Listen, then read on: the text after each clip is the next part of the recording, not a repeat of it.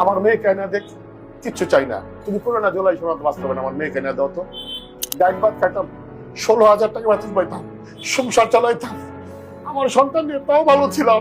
যখন তারেক রহমান সাহেব তার মেয়েকে নিয়ে কোথাও যায়, তখন আমি দেখি আমার কত যে কষ্ট হয়, কত যে কষ্ট হয়, আমি ভাষায় প্রকাশ করতে পারি না। 22 বছরের মেয়ে আমার বয়স ছিল, তারেক রহমান সাহেবের মেয়ের মতনই তো।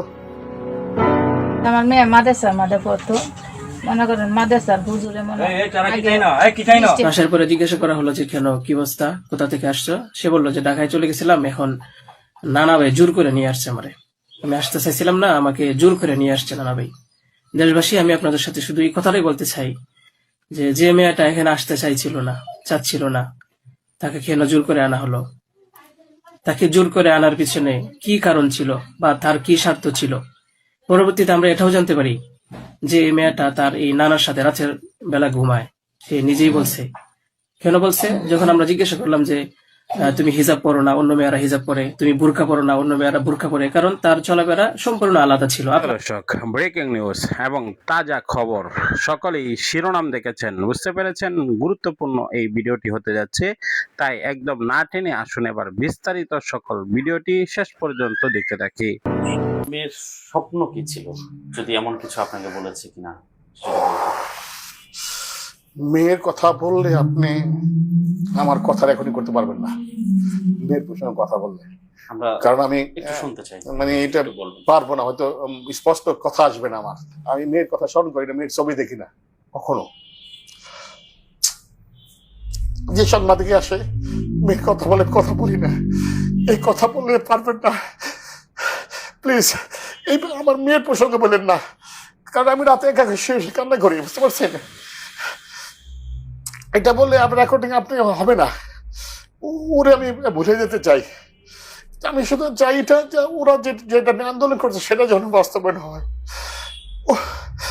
আচ্ছা, আমরা আপনি একটু শান্ত হবেন। ও না, এটা পারবো না, আবার বললে আবার কান্না আসবে।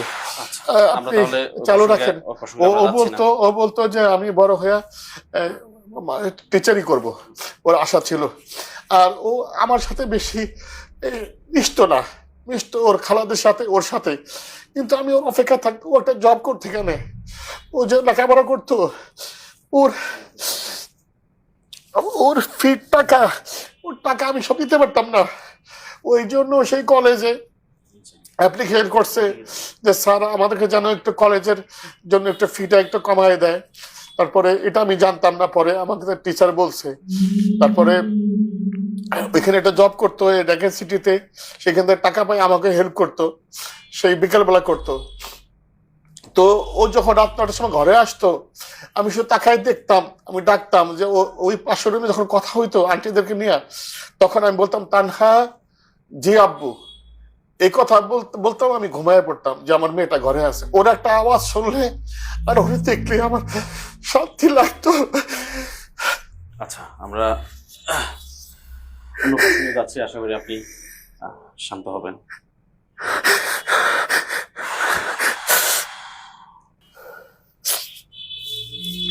আমার ওয়াইফ বলে, যখন তারেক রহমান সাহেব ওনার মেয়েকে নিয়ে কোথাও যায়, তখন আমি দেখি আমার কত যে কষ্ট হয়, কত যে কষ্ট হয়, আমি ভাষায় প্রকাশ করতে পারি না।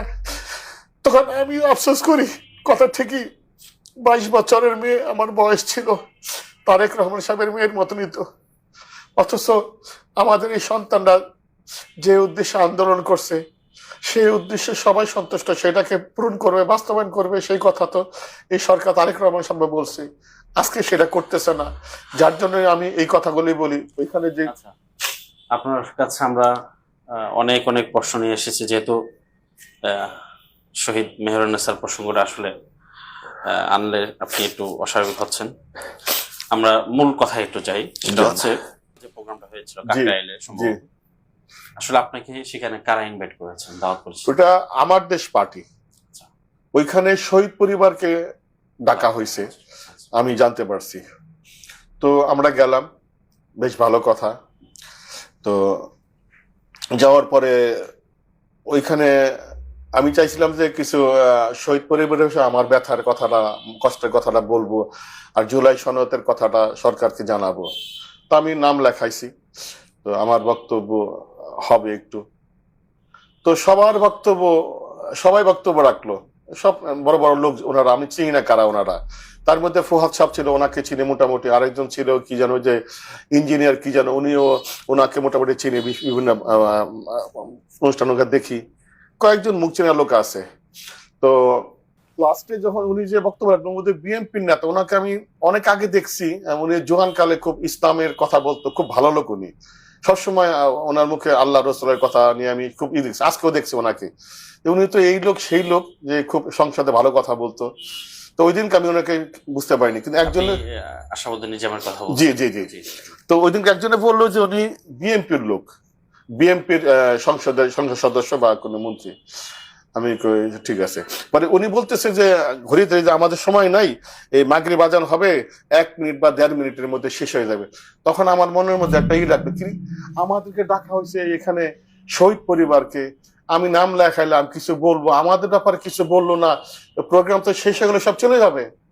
আমি কারে বলবো আমার ব্যথার কথা? আমি কারে জিজ্ঞেস করবো আমাদের জন্য কি করলেন, আমাদের কথা কি বললেন? তখন আমি বলছি, আপনি কি বলে ওই জুলাই সনদ যখন বুঝতে পারলাম যে উনি বিএনপির লোক, তখন ভাবলাম ওনাকে বললে তো এটা সংসদে যাবে, ওনারা মন্ত্রী মিনিস্টাররা শুনবে, তারেক রহমান সাহেব শুনবে, যে আপনি জুলাই সনদ বাস্তবায়ন করেন না কেন? আমি কথা প্রথম বলছি, আপনি শহীদ পরিবার নিয়ে কথা বলেন। কেউ তো শহীদ পরিবার নিয়ে কথা বলো না, আহত নিয়ে কথা বলো না। আমরা তো এগুলি শুনতে আসিনি, আমরা শহীদ পরিবার আসছি আমাদের কষ্টের কথা জানানোর জন্য। তো উনি বললো, হ্যাঁ ঠিক আছে ঠিক আছে, আপনার বলার অধিকার আছে, বলছেন, অধিকার নিয়ে তো আমি যাই না। আমি বলছি আমরা শহীদ পরিবার, আমাদের কথাটা যেন। এইখানে আপনাকে একটু আটকাবো, সেটা হচ্ছে অনেকেই বলতে চাচ্ছে যে ওখানে যেহেতু আপনি অতিথি ছিলেন, আপনার জন্য সময় বরাদ্দ আছে, কিন্তু আপনি সেই এমপির কথার মাঝখানে আপনি কেন হঠাৎ রেগে গেলেন? মানে আপনাকে কি সময় দেওয়া হয়নি, নাকি আপনি বিষয়টা আসলে? ফার্স্টে উনি বললো যে প্রোগ্রাম তো শেষ হয়ে গেছে, আর 1 মিনিট বা তার চেয়ে সময় কম আছে, মাগরিব আজান, প্রোগ্রাম শেষ, তারপর ওনারা কেক কাটবে, কেক কাটটা ফুল টোন নিয়ে চলে যাবে। তখন তাহলে তো লাভ হচ্ছে না আমার। তখন তো আমি তখন আমি বললাম যে প্রোগ্রাম শেষে যেতেছে, আর তো কেউ প্রোগ্রাম থাকবে, তাহলে কার সাথে কথা বলবো আমি কথা বলবো কার সাথে? আমাদের কথা কে শুনবে? তখন বললাম যে আপনি শহীদ পরিবার নিয়ে কথা বলেন না কেন? আমি তো জানতে পারলাম, উনি তো বললোই যে আর সময় নাই, সময় শেষ, চলে যাবে। তখন আমি এখন তো আমার বলতেই হয়, তার মানে আমাকে আর ডাকবে না। আরেকজন শহীদ পরিবারের কথা বলছে, উনি সামান্য কিছু কথা বলছে, ওনার কথা কেউ কোনো কিছু গুরুত্ব দেয় নাই, তাই না? তখন আমি বুঝতে পারছি যে আমার কথা তো এখানে, আমি যেটা বলতে চাই, আমার সন্তানের ব্যাপার বা এই সমস্ত শহীদ পরিবার আমাদের যে ডাকা হয়েছে, আমাদের কোনো কথা তো বলা হলো না। যার জন্য আমি বলছি, আপনি শহীদ পরিবার নিয়ে কথা বলেন না কেন? আপনি জুলাই সনদ নিয়ে কথা বলেন না কেন? তো ওর পরে কোনো প্রোগ্রাম হয়েছে? হয় নাই তো। ওর পরে তো প্রোগ্রাম শেষ হয়ে গেছে। ওর পরে কি হয়েছে? গান হয়েছে। আমরা তো এখানে গান শুনতে যাইনি, এখানে তো আমরা গান শুনতে, আমাদের মনে তো কষ্ট দুঃখ, আমরা সন্তান হারা মানুষ, আমরা এখানে গান শুনতে গেছি, পরে গান হয়েছে, পরে বসার পরে কেক খাইছে, আমাদেরকে সান্ত্বনা দিচ্ছে, অনেক মানুষে বুঝাইছে আপনি শান্ত হন, অনেক কান্নাকাটি করছি আমি। আচ্ছা, এখানে যদি আপনার কাছে জানতে চাই যে শহীদ পরিবার বা আপনি একজন শহীদের বাবা হিসেবে আপনাদের চাওয়াটা কি? চাওয়া ওই কথা ওইটাই, যে যেটা নিয়ে আমাদের সন্তানরা আন্দোলন করছে, জীবন দিছে, সেটাকে এই সরকার সমর্থন করছে। বলছে আমরা সরকারে গেলে এইগুলিকে আমরা বাস্তবায়ন করব, যেটা হা ভোটে জয়যুক্ত হলে সেটাকে আমরা মানবো, আর গণভোট আমরা সম্পূর্ণরূপে মানবো। এই দুইটা জিনিস মানলে আমাদের সন্তানের আশা পূরণ হলে আমরা খুশি, আর কিছু চাই না আমার সরকারের কাছে। অনেকে বলতে চাচ্ছেন যে আপনি যে কোনো একটা রাজনৈতিক দলের না, আমার মতো মূর্খ, আমার মতন এরকম মিশন লোক রাজনীতি করতে পারেনি। রাজনীতি করলে চালাক হইতে হয়, বুদ্ধি থাকতে হয়, লেখাপড়া। আমি সারা বছর বিদেশে ছিলাম, আমার বুকের মধ্যে কষ্ট, আমার সন্তান হারা, আমার একমাত্র মেয়ে যার গেছে দুনিয়ার থেকে, সেই বুঝে কষ্ট। আমার মেয়ে কেনা দেখ, কিচ্ছু চাই না, তুমি করো না জুলাই সনদ বাস্তবায়ন, আমার মেয়ে কেনা দাও, তো দাও আমার মেয়ে কেনা। আমার ওয়াইফ তো বলে আমার সন্তান দাও, কিচ্ছু চাই না। ডাইল ভাত খাইতাম, 16,000 টাকা বেতন পাইতাম, সংসার চালাইতাম, আমার সন্তান নিয়ে তাও ভালো ছিলাম। 16,000 টাকা, কসম খোদার, 16,000 টাকা গাড়ি চলে, এটাতে বাজার করতাম, তাই খাইতাম। শুধু ঘর ভাড়াটা লাগে না, তারপরে 5-6 হাজার টাকা কারেন্ট বিল, পানি বিল আছে, তারপরে ভালো ছিলাম। কিন্তু এখন সন্তান নাই, যখন ওই প্রোগ্রাম থেকে আসি ঘরে আসতে মনে চায় না। ওরে বলছি ঘরে যাই কি করব, এতগুলি ফুল দিছে, ফুল দিয়ে কি করব, কারে দিব ফুল? আপনি কি বলেন, কিসের রাজনীতি?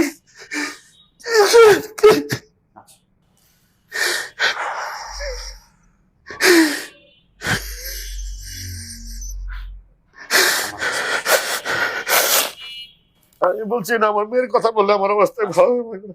যেসব দাবির কথা বা যেসব বিষয় বাস্তবায়নের কথা আছে, হ্যাঁ, উল্লেখযোগ্য দু একটা আপনি যদি একটু বলতেন যে কোন কোন বিষয়গুলো আপনি বাস্তবায়ন চান।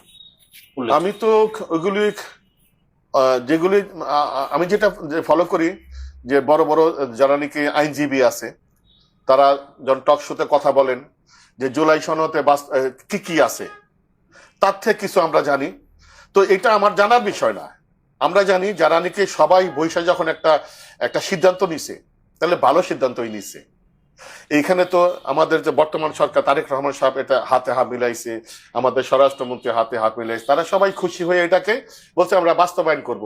এর মধ্যে যা থাক, তারেক রহমান সাহেব, তারপরে কি বলে সেই আমাদের স্বরাষ্ট্রমন্ত্রী সাহেব, এনারা সবাই মিলে যখন এটা সই করছে যে এটা বাস্তবায়ন করব, ওনাদের আমার বিশ্বাস আছে এটাকে বাস্তবায়ন করুক অক্ষরে অক্ষরে। আর কিচ্ছু লাগবে না, আমার কোনো ব্যাখ্যা দেওয়া দরকার না, আমার এত বুদ্ধি আমার নাই যে আমি এই চাই সেই চাই, এত রাজনীতিকে আমি বুঝি না।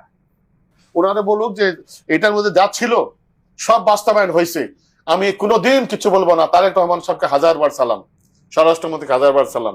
কিন্তু একটা কথা, পার্থ রহমান সাহেব যেন সংসদে ভালো কথা বলে, আমাদেরকে নিয়ে টিটকারি না করে। ওই যেভাবে হাইসা কথা বলে না, যেভাবে মস্কার করে না, আমাদের কলিজার মধ্যে লাগে, মনে অনেক কষ্ট পাই।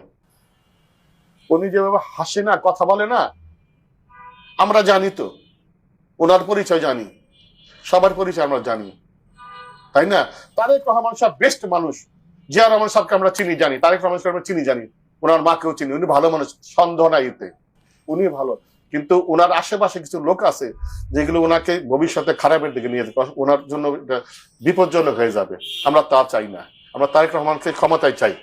তবে এই জুলাই সনদ বাস্তবায়ন করে মানুষকে খুশি রেখা, ওনার বাবা যেটা দেশকে ভালোবাসে, উনিও দেশকে ভালোবাসে, দেশের মানুষকে ভালোবাসে। শহীদ মেহেরুন্নেসা সহ আরো যারা জুলাই যোদ্ধারা যেই লক্ষ্যে তারা জীবন বিলিয়ে দিয়েছেন, জি, আপনার কি মনে হয় যে বাংলাদেশ সেই লক্ষ্যে যাচ্ছে বা পৌঁছাচ্ছে বা পৌঁছাবে, এটা আপনার মনে হয়? এই জন্য তারেক রহমান সাহেবকে রিকোয়েস্ট করব আবারও, যে আপনি যদি জুলাই সনদ বাস্তবায়ন করেন, হাফ ভোট যেটা জয়যুক্ত হয়েছে এটাকে বাস্তবায়ন করে, তাহলে আমরা সবাই, শহীদ পরিবার থেকে কেউ, আমি কেন, কেউ কিচ্ছু একটা আওয়াজ উঠাবে না। আপনাকে 1000বার সালাম। এই লোকগুলি যারা আপনাকে ভোট দেয় নাই তারাও ভোট দিবে। আমরা একটা ভালো সরকার চাই। এই যে বিরোধী দল যেটা আছে, এই নিয়ে কথা হয়েছে, বিরোধী দলও তখন চায় যে আপনি ক্ষমতায় থাকেন, আপনি খুব ভালো মানুষ, দুইজনের প্রতি ভালো ভালো ভালো আন্ডারস্ট্যান্ডিং আছে, ভালো মহব্বত আছে। জামাতে আমির এবং ওই তারেক রহমান সাহেব খুব ভালো একটা সম্পর্ক আমি দেখি, সংসদে খুব একটা ভালো পরিবেশ। কিন্তু মাঝখানে কিছু কিছু লোক খুব এমন কথা বলে যে এদের মধ্যে একটা দ্বন্দ্ব সৃষ্টি করতে চায়, এইটা আমরা চাই না। তারেক রহমান সাহেব খুব ভালো মানুষ, উভয় পক্ষের দলের লোকই ভালো, যারা মেন নেতা। এক্ষেত্রে আপনি শহীদের বাবা হিসেবে রাজনৈতিক দলগুলোর প্রতি আপনার কোনো বার্তা আছে কিনা? বার্তা হবে বারবার একটাই, দুইটাই দাবি। উনি গণভোটে এটা জয়যুক্ত করবে, ভোটে জিতছে, 70% লোক যখন ভোট দিচ্ছে, ওনাদের সাথে তো আর এটা উনি এই কথা তো করতে পারে না যে আমি এটা মানি না, তাহলে তো লোক কি বলবো নাকি? ওনাকে তো এটা আমি কি বলবো, কি ভাষা বলবো ওনাকে? আমি ওনাকে সম্মান করি, আমি ওনাকে তো অনেক কিছু বলা যায় না। তাহলে আগামীতে মানুষ কি বলবে, আপনি তো আমাদের সাথে ঠিক করলেন না জিনিসটা, তাই না? এটা থেকে উনি একটা অসুবিধা হবে ওনার জন্য, মানুষ ওনার প্রতি সন্তুষ্ট থাকবে না। আর যে জুলাই সনদ যেটা বলছে সেটা যদি বাস্তবায়ন না করে, তা মানুষ তো ওনার প্রতি হবেই, নারাজ হবেই, স্বাভাবিক কথা। এটা আর কোনো দাবি তো না। আমরা যতদূর জানি সরকার জুলাই যোদ্ধাদের যেটা স্বীকৃতি দিয়েছেন, এই ক্ষেত্রে আপনারা কি ধরনের সুযোগ সুবিধা পেয়েছেন যদি একটু বলতেন? জুলাই স্বীকৃতি দিয়েছে, আমি শুনছি যে একটা ভাতা 20,000 টাকার ভাতা দিতেছে, তারপরে 20 লক্ষ টাকার একটা দিবে। এইটা তো দিয়া, আমরা তো, আমার মেয়ে তো এই ফ্ল্যাট টাকা চাই নাই, যারা শহীদ হয়েছে তো এটা চাই নাই। এটা আমি, আমার সন্তান যেমন আর একজনের সন্তান একই, ওইখানে বসে বলছে যে আমার মেয়ের গুলি লাগছে মাথার, এখানে মাথার খুলি উড়ে গেছে, একটা মহিলা পাশেই বসে বলছে ওইখানে তখন আমার বুকটা কাঁপছে, আমার মধ্যে আমার সন্তানটা এটা। তো সব সন্তানই যারা বাবা মা তার সন্তানের মনে বুঝে, কোন সন্তান টাকা পয়সার আশাই করে না এটা, তাই না? উনি যদি এটা বাস্তবায়ন করে আর কিচ্ছু দরকার নাই। যেটা দিছে উনি কি দিয়ে, আজ পর্যন্ত সরকার থেকে আমরা কিচ্ছু পাইনি। এই পর্যন্ত আমরা সরকার থেকে 1 কেজি চাউলও পাইনি। এই যে সরকার আসছে 1.5-2 মাস, তাই না? বিভিন্ন জায়গায় দেওয়া হয়েছে, আমরা পাইনি। শহীদ পরিবারের আমরা কথা বলছেন, ওটা কি চলছে বা? হ্যাঁ, ভাতাটা দিতেছে, তাই না? দিতেছে তো অনেক মানুষই, সবাই পাইতে চাই আর কি, কিন্তু দিতেছে, ঠিক আছে। এইটার ব্যাপারে আমাদের কোনো নাই। সরকার কতদিন দিবে বা না দিবে সেটা তাদের উপরে।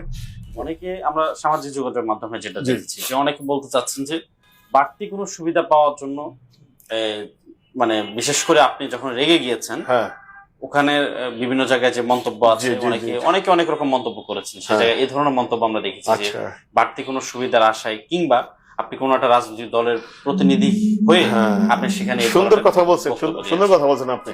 আমি এরকম শুনছি যে 1 জুলাইয়ের বাবা উনি সংসদ সদস্য উচ্চ কক্ষের কি বলে সেখানে একটা সিট চায়।